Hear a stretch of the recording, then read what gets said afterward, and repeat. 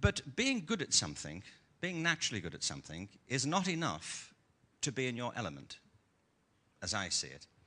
To be in your element, you also have to love it. I know lots of people who are doing things they're good at that they don't greatly care for. They do it because they're good at it. I wrote a book in the 80s, and the editor who worked on the book is a wonderful woman. She used to be a concert pianist. And I was rather surprised by this when she told me, and I said, what happened? And she said she was giving a concert at the Purcell Room on the South Bank one evening.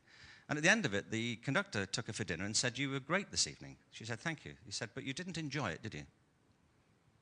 And she said, "How do you mean?" He said, "Well, you didn't enjoy it." She said, "What?" He said, "Well, playing. You didn't seem to enjoy it." She said, "Well, no, not really." And he said, "Well, do you enjoy playing?" She said, "No, not really." He said, "Well, why do you do it?" She said, "Well, because I'm good at it, I suppose."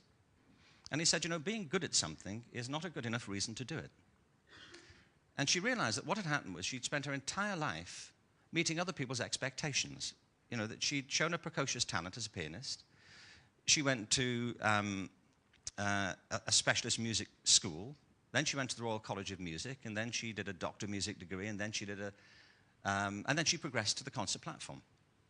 And she said nobody had ever really stopped to ask her, and she'd never stopped to ask herself why she was doing it, except that she was good at it. She just could.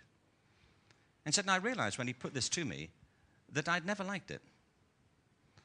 And at the end of that season, she said, I finished the season, finished my commitments, but I closed the lid of the piano, and I've never opened it since.